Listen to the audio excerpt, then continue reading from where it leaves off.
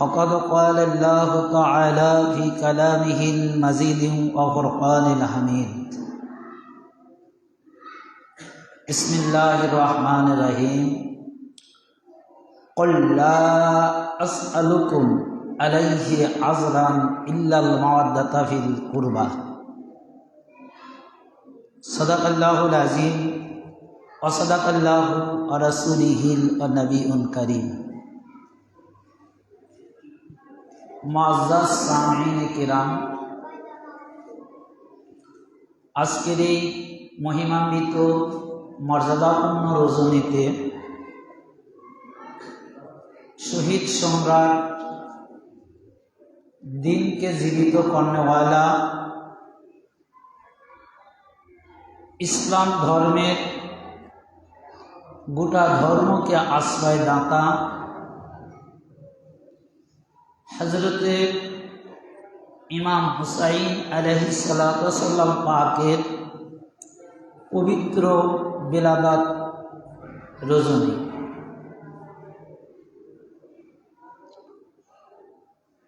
এই রজনী তানারি আওলাদ পাক, জামানার ইমাম, জামানার গাউস হযরত সৈয়দ শাহ ইয়াসুব আলী আল কাদরি আলাইহি জাদ্দি নবী পাক সাল্লাল্লাহু আলাইহি ওয়াসাল্লামের তত্ত্বাবধানে বাংলাদেশ, ভারত সহ প্রত্যেকটা খানকা পাকে উদযাপিত হয়েছে। তাই আমার আলোচনার শুরুতে আমি আমার হুজুর পাক কিবলা ও কাবা এবং তানার পূর্বপুরুষ আর আহলে বাইত আওলাদ পাক কিবলা ও কাবা গণের কদম যুগলে জানাই ভক্তিপূর্ণ কদম বসি সিজদা ও সালাম। আজকের এই বিলাদাত পালন উপলক্ষে দূর দূরান্ত থেকে যে সকল পীর ভাই ও বোনেরা উপস্থিত হয়েছেন, খাস করে আমার সকল পীর ভাই ও বোনেরা, তথা আজকে যে আঞ্জুমানে সাটিয়াখোলা শাখা কমিটি পরিচালিত সেই কমিটির সকল সদস্যবৃন্দ, তাদের সাথে যারা ওতপ্রোতভাবে জড়িত থেকে সার্বিক সহযোগিতা করে আসিতেছেন, তাদের প্রত্যেকের প্রতি, খাস করে লাইভ টেলিকাস্টের মাধ্যম দিয়ে দেশ বিদেশ থেকে যারা আজকের এই আলোচনা শ্রবণ করছেন, সবার প্রতি রইল এই বিলাদাত রজনী উপলক্ষে মুবারকবাদ, শুভেচ্ছা, অভিনন্দন, সালাম। আসসালামু আলাইকুম ওয়া রাহমাতুল্লাহি ওয়া বারাকাতুহু। আমরা আজকে জানার বিলাদাত শরীফে উদযাপন করছি। তিনি কি, তানার সৃষ্টিটা, তিনি কোথা থেকে এসেছে, আমি সেই ব্যাপারেই কিছু আলোচনা করব এবং হুজুর পাকের পাক জবান থেকে যে সমস্ত কথা, যে সমস্ত হাদিস ইমাম পাকের শানে তিনি বর্ণনা করেছেন, বলেছেন, আমি তার 2-4টি হাদিস আপনাদের মাঝে আজকের এই শুভাগমন বিলাদত রজনীতে তুলে ধরার চেষ্টা করব, যদি আমার মালিক মওলা আমার প্রতি দয়া করেন। তানার দয়া ছাড়া আমাদের কোনো কিছুই করার ক্ষমতা নেই, কারণ তানার দয়াতেই আমরা আছি। তিনি যেটা করাবেন সেটাই আমরা করতে পারব। তো প্রথমত দেখেন যে হুজুর পাক কি বলেছেন এদের শানে। এই হাদিসখানা নেওয়া হয়েছে তিরমিজি শরীফের আল জামিউস সহিহ 2য় খণ্ডের পৃষ্ঠায় 119, জাহাবি সির আরুল আলামিন নুবালা 3য় খণ্ড পৃষ্ঠা 252, শওকানি নাইমুল আওতার 6ষ্ঠ খণ্ড পৃষ্ঠা 140। ইমাম তিরমিজি উক্ত হাদিসটিকে হাসান এবং সহিহ বলেছেন। আমি প্রথমত যে হাদিসটা হুজুর পাক যে ইমাম পাকের সামনে কি বলেছেন দুইজনে, যে এখানে বলা হচ্ছে আন বারা আন্না রাসূলুল্লাহ সাল্লাল্লাহু আলাইহি ওয়াসাল্লাম আবসারু হাসানা ওয়া হুসাইনা ফাকাল আল্লাহুম্মা ইন্নী আহাবাহুমা ফা আহাবাহুমা।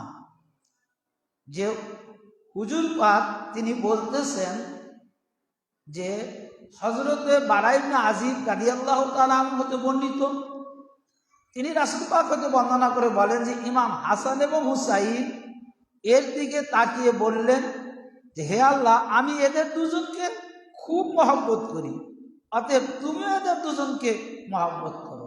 কার কথা বলতেছে? ইমাম হাসান এবং হুসাইনকে। এবং এর পূর্বের একটি হাদিস, এটা আরো কঠিন, যে আসলে রাসূল পাক ইমাম পাকদেরকে কিরকম ভালোবাসছেন। যে এখানে বলা হচ্ছে হাজা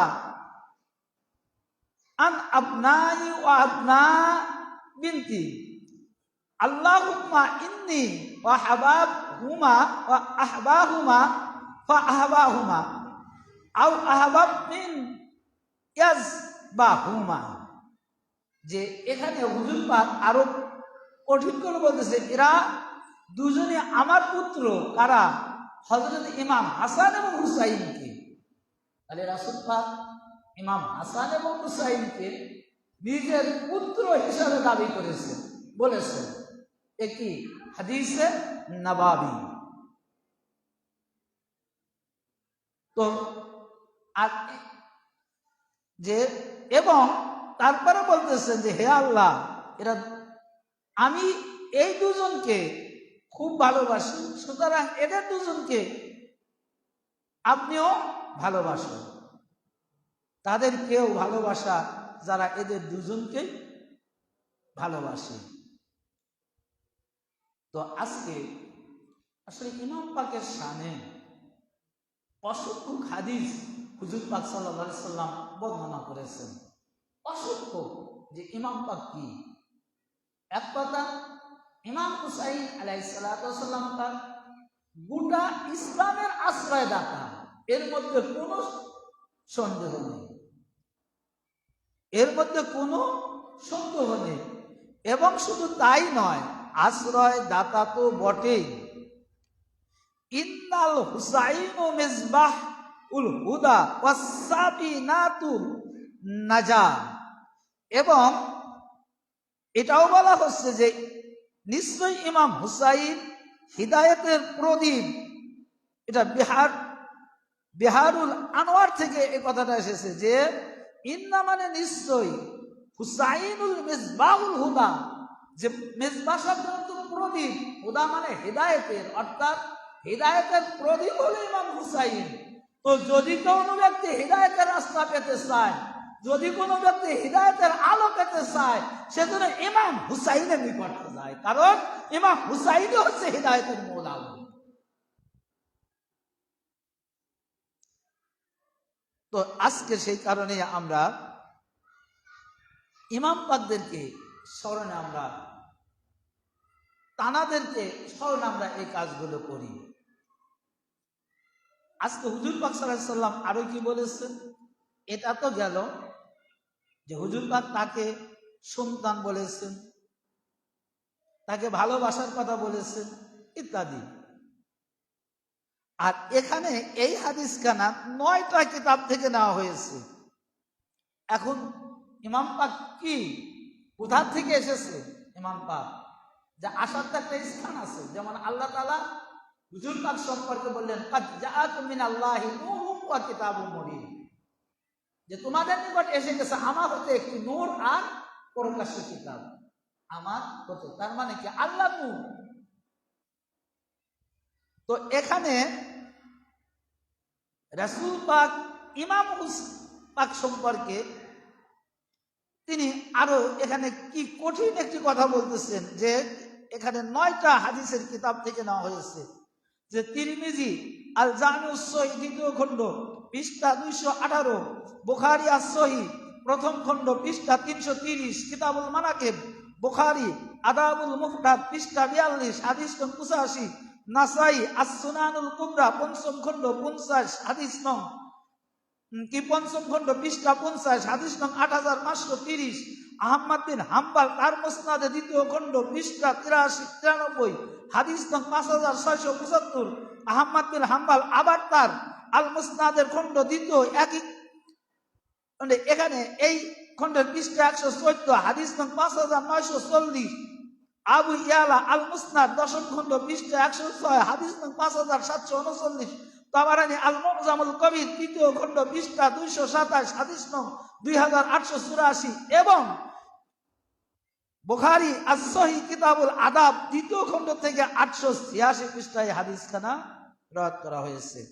এবং ইমাম বুখারী ও তিরমিজি, ইমাম বুখারী এবং তিরমিজি এই হাদিসকে সহিহ বলেছেন, যে এই হাদিসখানা বর্ণনার সূত্রে সার্বিক দিক থেকে হাদিসখানা সহিহ। হাদিসখানার রাবি ইয়ালা বিন মুররা, হযরতে ইয়ালা বিন মুররা ক্বালা ক্বালা রাসূলুল্লাহ সাল্লাল্লাহু আলাইহি সাল্লাম, যে হযরতে ইয়ালা বিন মুররা হইতে বর্ণিত, তিনি বলেন রাসূল পাক সাল্লাল্লাহু আলাইহি সাল্লাম বলেছেন, কি ক্বালা, তিনি বলেন ক্বালা রাসূলুল্লাহ সাল্লাল্লাহু আলাইহি সাল্লাম, রাসূল পাক সাল্লাল্লাহু আলাইহি সাল্লাম বলেছেন, হুসাইনু মিন্নি, হুসাইনু মিন্নি ওয়া আনা হুসাইন, যে হুসাইন আমার হতে, আমি হুসাইন হতে। যে হুসাইন মিন্নি এখানে মুতাকাল্লিমের সিগা ব্যবহার করেছে, যে তোমরা হুসাইনকে যেমন তেমন ভাবো না, হুসাইন এমন একটি ব্যক্তি, হুসাইন এমন একটি বস্তু, যে হুসাইন আমার থেকে আল্লাহ তাআলা, আমি হুসাইন থেকে, অর্থাৎ হুসাইন আমার দেহের থেকে, আমি হুসাইনের দেহ থেকে। আহাবাল্লাহু মান আহাব্বা হুসাইনা, হুসাইনা সিদ্দি মান আসবাতি, যে ব্যক্তি, আমি আল্লাহ তাআলা বলতেছেন এখন, যে আল্লাহ বলতেছেন কি, যে আল্লাহ তাআলা তার সাথে মহব্বত রাখেন, যে হযরত হুসাইন আলাইহিস সালামের সাথে মহব্বত রাখেন। অর্থাৎ এখন চিন্তা করে দেখেন যে আল্লাহ কি বলতেছেন।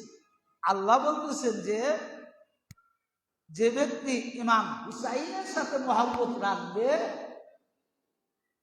আল্লাহ তার সাথে মহব্বত রাখবে। মানে কার? হুজুর পাকের 9টা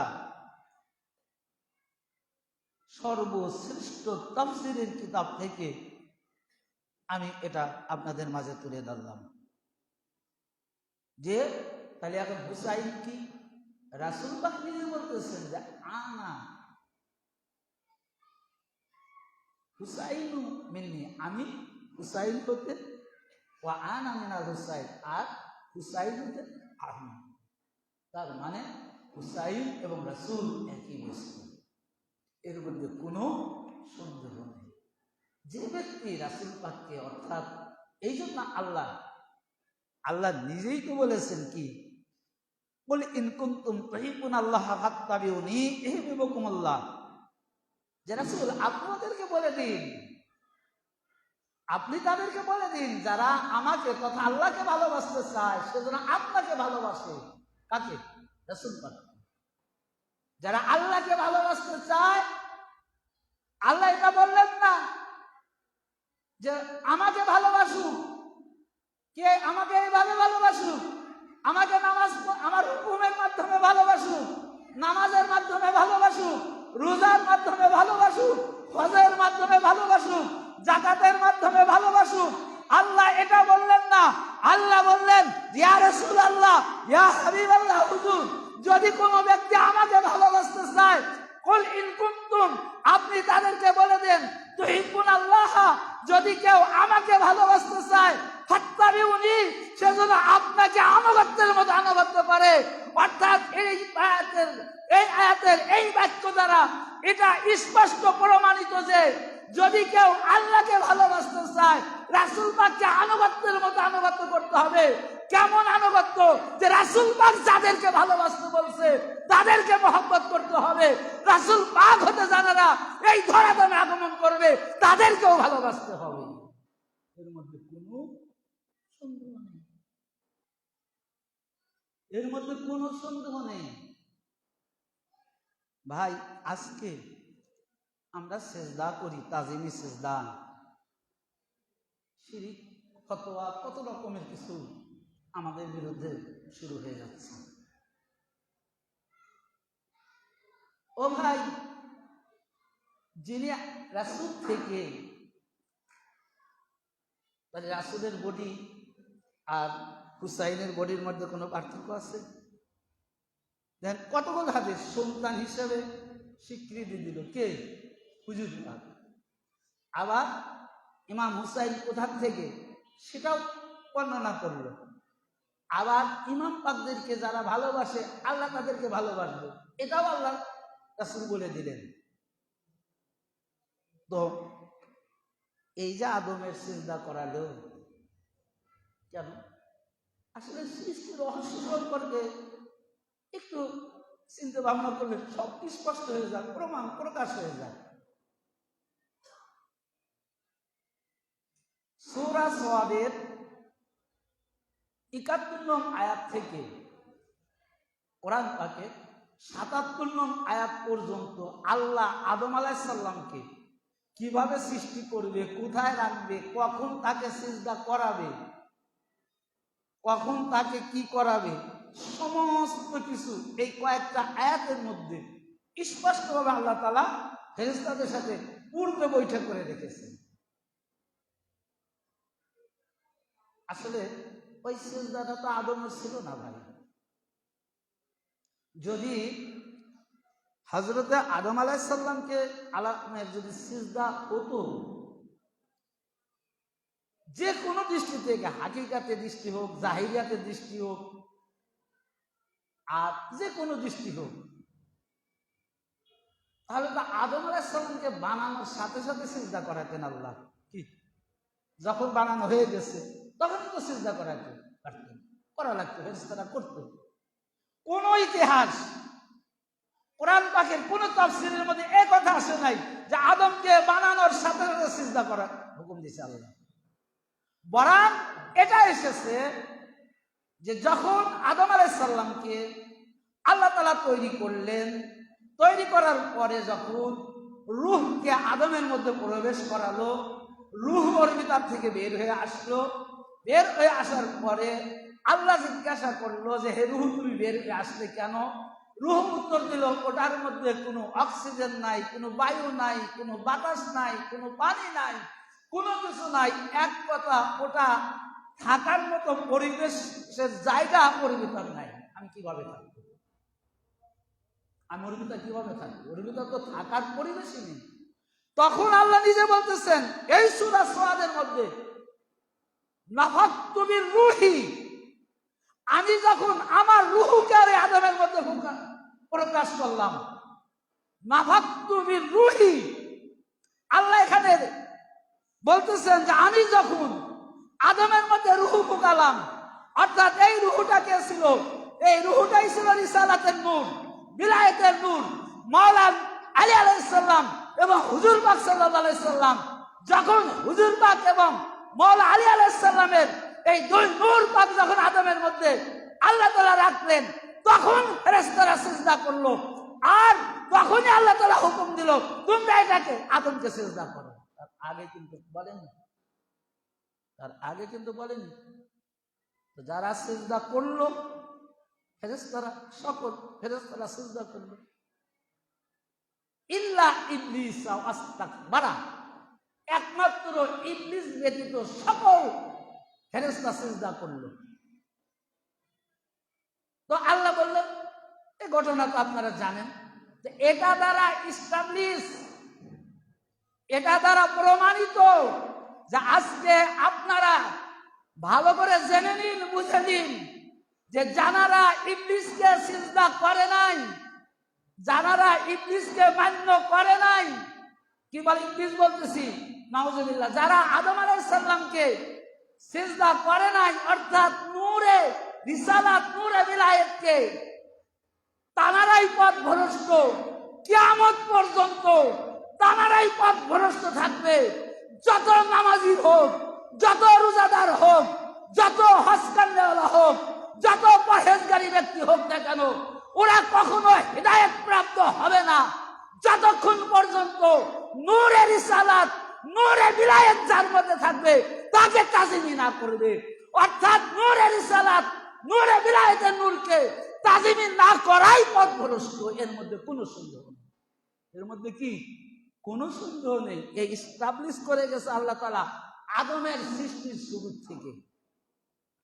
আদম আলাইহিস সালামের সৃষ্টি শুরু থেকে আল্লাহ তাআলা এটা কি এস্টাবলিশ করে দিয়েছেন যে এনাদের সিজদা না করলে আর ওই আমাকে ইনকার করা লাগবে না, আমার তাওহীদকেও অস্বীকার করা লাগবে না,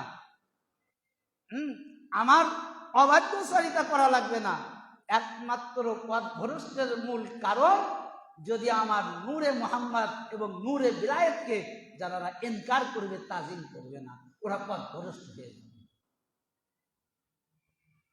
যেমন ইবলিস হয়ে গেছে, আস্তাকবারা, আল্লাহ তাআলা ফাকরুজু হামিনহা, এখান থেকে বের হয়ে যা, আর তোর দরকার নেই। আল্লাহ বের করে দিলেন। ভাই, ইবলিসের সমান কোন ব্যক্তি ইবাদত করছে, কোন রেকর্ড আছে? ইবলিসের মতো জ্ঞানী লোক আছে, কোন রেকর্ড আছে? এত ইবাদত করছে সে, একজন জিনের ওলা, জিন জাতি ছিল ইবলিস। তার ইবাদতে খুশি হয়ে আল্লাহ তাকে ফেরেশতাদের মধ্যে শামিল করলেন। আবার তার ইবাদত বন্দিগি আল্লাহর হুকুম এত তাজিমের সাথে, আদাবানের সাথে পালন করছে যে সকল ফেরেশতাদেরকে মুআল্লিম তথা শিক্ষক, উস্তাদ বানিয়ে দিলেন। আর সেই ইবলিস এখন কি বড় শয়তান। সে ইবলিস কি বড় শয়তান, যে তার সমকক্ষ শয়তান নাফরমানি আর পৃথিবীর মধ্যে কেউ আসবে না। তো সর্বশেষ কথা হলো এটাই যে রাসূল পাক সাল্লাল্লাহু আলাইহি সাল্লাম ইমাম পাককে এত মহব্বত করত, এত ভালোবাসত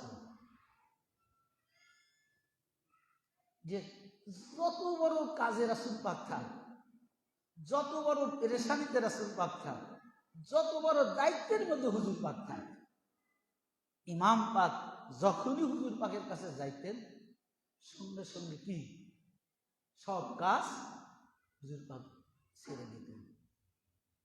এটা হুজুর পাকের ইচ্ছায় না, এটা হুজুর পাকের ইচ্ছা না, আল্লাহ বলে দিয়েছেন।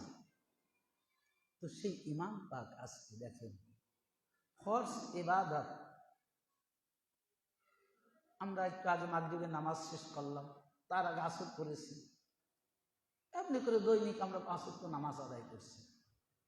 তো এই নামাজগুলো পড়ার মধ্যে যদি আমাদের নামাজের মধ্যে কোনো, আপনারা যখন বাড়িতেও অনেক সময় একা একি পড়েন, আপনাদের বাড়িতে যারা শিশু আছে, যারা নাতিনাত মানে আপনজন আছে, ওরা ডিস্টার্ব করে না? ডিস্টার্ব করে।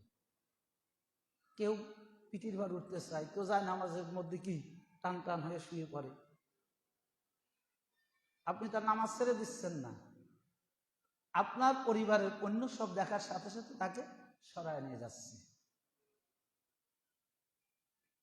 আর ইমাম পাক হুজুর পাকের কাছে আসতেন, হুজুর পাকের পিঠ মোবারকে উঠলেন। তা আল্লাহকে জিবরিল আলাইহিস সালাম ইমাম পাককে একটু সরায় দিতে পারতেন না? জিবরিল দ্বারা কি যে কোনো ইশারা ইঙ্গিতের দ্বারা? দেখি আল্লাহর এই ক্ষমতা নাই?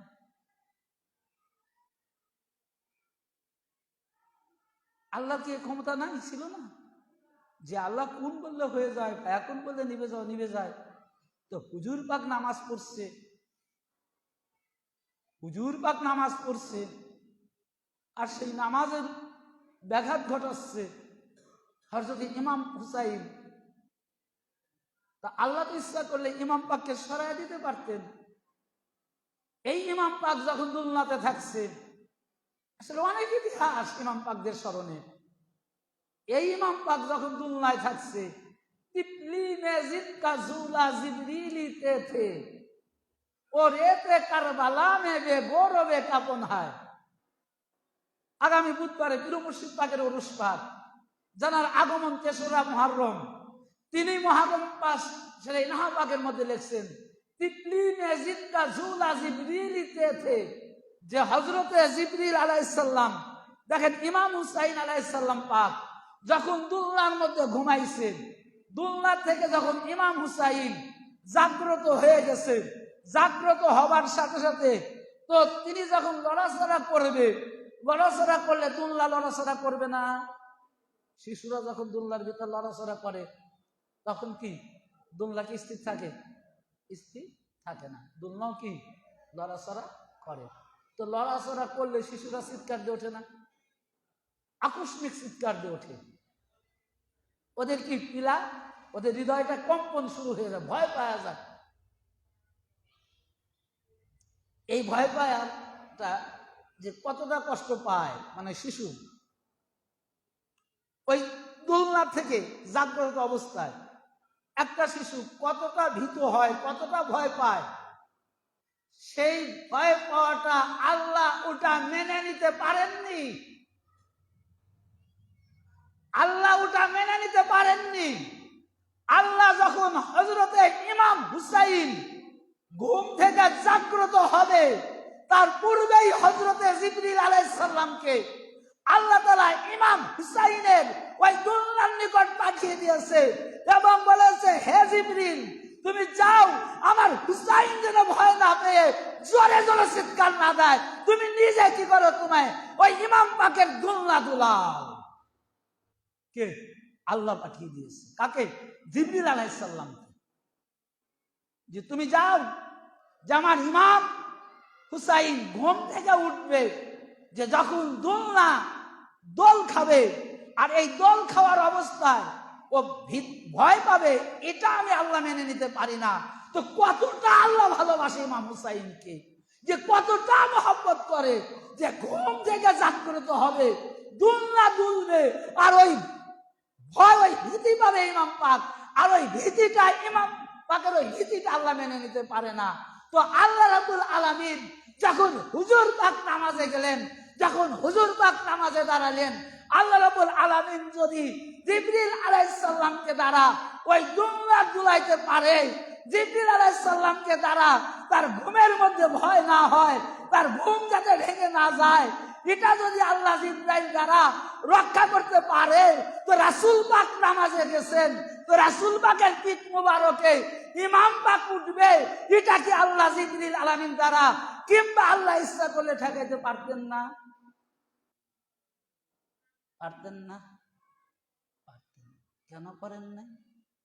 এটা ভালোবাসার বহিঃপ্রকাশ দেখাইছে আল্লাহ, প্র্যাকটিক্যালি ভালোবাসা দেখাইছে আল্লাহ, যে দেখো আমি ইমাম পাককে কতটা ভালোবাসি, তোমরা জেনে রাখো আমি ইমাম পাককে কতটা সম্মান করি, যে আমার ফরজিয়াত হুকুম। তো হুজুর পাকের পিঠ মোবারকে ইমাম পাক স্ব-ইচ্ছায় উঠেছে, যতক্ষণ খুশি ততক্ষণ ওই পিঠ মোবারকে তিনি অবস্থান করছেন এবং স্ব-ইচ্ছায় তিনি নেমে গেছেন। আর আল্লাহ কি করলেন? আল্লাহ ইমাম পাককে সরালেন না, আল্লাহ ইমাম পাককে দূরে নিলেন না। আল্লাহ কি করলেন? ইমাম পাকের ওই পিঠ মোবারকের থাকা রাসূল পাকের কাছে জানিয়ে দিলেন যে, ইয়া রাসূলুল্লাহ, ইয়া হাবিবাল্লাহ, হুজুর, আপনি যাকে আপনার জীবনের চেয়ে বেশি ভালোবাসেন, আমিও আল্লাহ ওই ইমাম হুসাইনকে ভালোবাসি। আজকে সেই ইমাম হুসাইন আপনার পিঠ মোবারকে আমার ইবাদতে নামাজের মধ্যে উঠেছে, আপনি ততক্ষণ সিজদা থেকে মাথা উঠাবেন না যতক্ষণ ইমাম হুসাইন আপনার পিঠ মোবারক থেকে না নামে। এইখানে এই হাদিসের মধ্যে, এই ঘটনার মধ্যে হুজুর পাক সাল্লাল্লাহু আলাইহি সাল্লাম ৭২ বার ইমাম হুসাইনের অর্থাৎ কি বলে সিজদার তাসবিহ পাঠ করেছিলেন, এবং ওই ৭২ বার যখন তাসবিহ পাঠ করেছেন লফজ অর্থাৎ জবান দ্বারা, আর হৃদয়ের মধ্যে ইমাম হুসাইনের জিকির ইমাম হুসাইনের চেহারা হৃদয় অঙ্কনের মধ্যে হুজুর পাকের জাগ্রত হয়েছে। আর তিনি বলেছেন, হে আল্লাহ, আপনি ইমাম হুসাইনকে এত ভালোবাসেন, এত প্যার করেন আপনি। ৭২ বার কেন বললো? কারবালার মহল্লার একটা ইতিহাস, স্মৃতি, এটা দেখা গেলেন তার ইবাদতের মধ্যে। প্রত্যেকটা জায়গায় সর্বশেষ আমি আর একটি ঘটনা, ইমাম পাককে, যেটা আজকে কি বিলাদাত ইমাম হুসাইন আলাইহিস সালাম, কোনো জায়গায় পালন হচ্ছে না ভাই, বরং যারা পালন করতেছে তাদের শিয়া বলতেছে, যারা শিয়া। ইমাম শাফি রহমতুল্লাহ আলাইহি তিনি বলেছেন যে ইমামদের ভালোবাসার জন্য যদি কেউ আমাকে শিয়া ফতোয়া দেয় আমি শিয়া, যদি কেউ আমাকে রাফিজি ফতোয়া দেয় আমি রাফিজি, যদি কেউ খারিজি ফতোয়া দেয় আমি খারিজি। এক কথা, ইমাম পাকের মহব্বত করার কারণে যে যত বড় ফতোয়া দেখ ওতে আমার কোনো আসে যায় না, আমি স্বয়ং ইমাম পাককে ভালোবেসেই।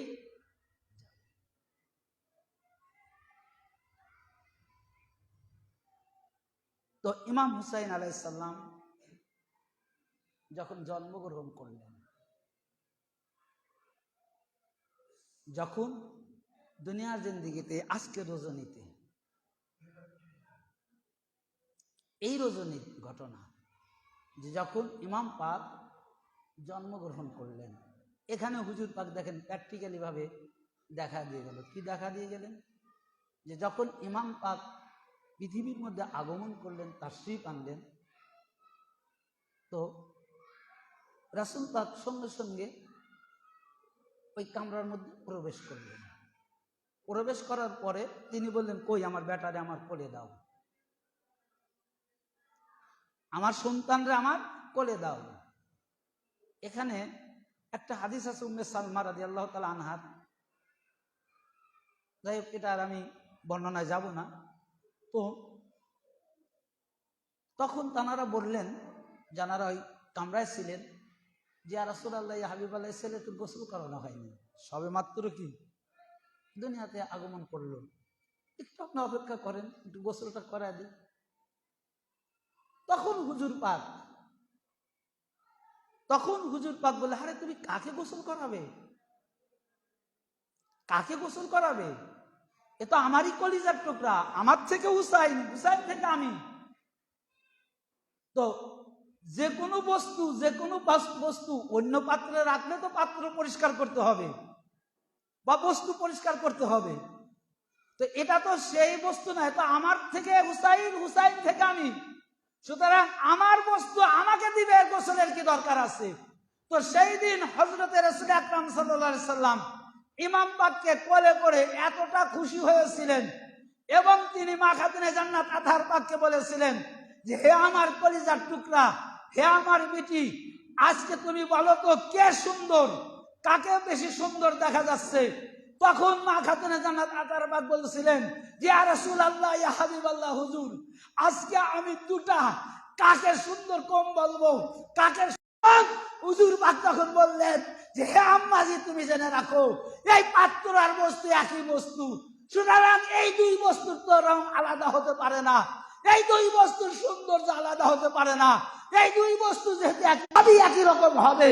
ইত্যবৎসরে যখন একটা আনন্দের মিটিং চলছে, একটা হাসি রহস্যের মিটিং চলছে, এমন সময় হুজুর পাকের নিকট জিবরিল আলাইহিস সালাম চলে আসলেন, অর্থাৎ খবর দিলেন কি যে, ইয়া রাসূলুল্লাহ, ইয়া হাবিবাল্লাহ, হুজুর, আমার সন্তানকে কোনো অঘটন, অকল্যাণকারের কোনো বস্তু নিয়ে এসেছে যা আপনি কেঁদে দিলেন?